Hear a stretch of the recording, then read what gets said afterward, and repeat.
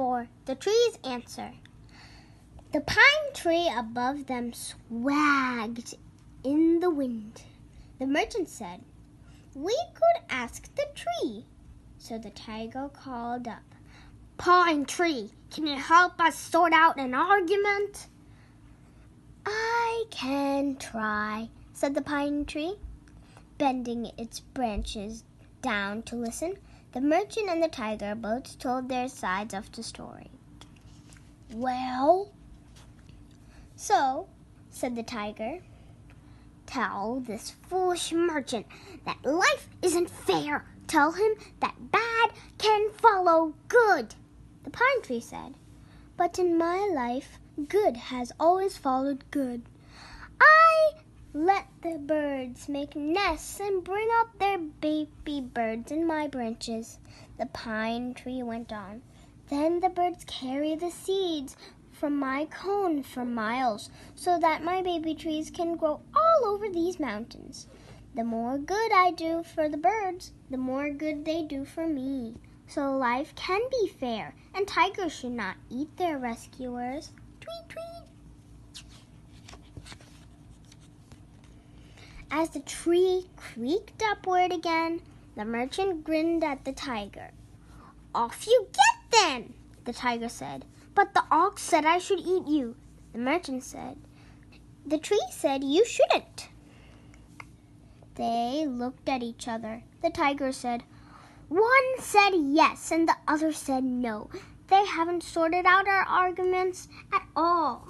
The merchant nodded. "We need one more judge to sort out our argument." So the merchant lay on the ground with the tiger crouching on his chest, and they waited.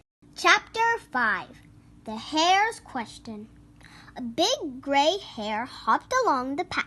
The merchant and the tiger both said, all in a rush, "Hare! Hare!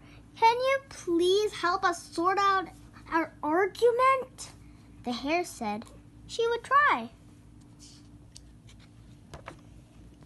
The tiger and the merchant told their stories at the same time. The tiger explained how he fell into the pit. The merchant said how he helped the tiger. The tiger told the hare how he attacked the merchant. The merchant said how unfair it was.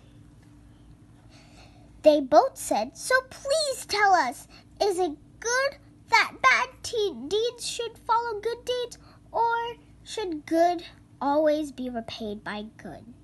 What's fair?" The hare said, "Slow down! I can't understand when you're both talking at the same time." So they both tried to tell her again. When they had finished, the hare said, "Let me see if I got this right. The merchant was in the pit and the tiger was up a tree."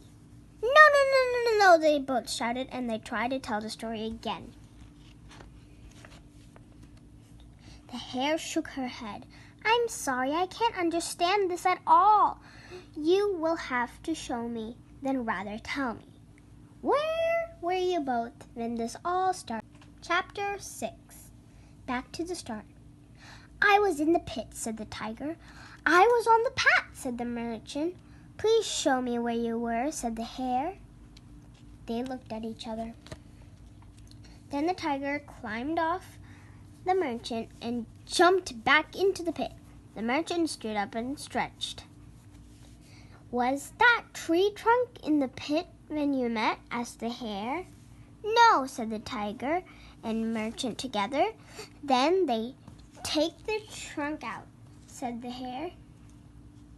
So the tiger pushed and the merchant pulled. Together they heaved the trunk out of its pit. Now the tiger was back in the pit with no way out. The hare looked at the merchant. "Do you still want my advice?" The merchant nodded. "I think you should just leave the tiger in the pit." The hare started to hop away, but the merchant shouted after her, But, was it fair? Should a good deed always follow a good deed?" The hare smiled. "That all depends on who you help. Come back. The merchant picked up his pack of spices and walked away from the pit. He said to himself, I'll never trust a tiger again. And the tiger sat in the pit, saying to himself, I wonder who I can ask to help me out next. The end.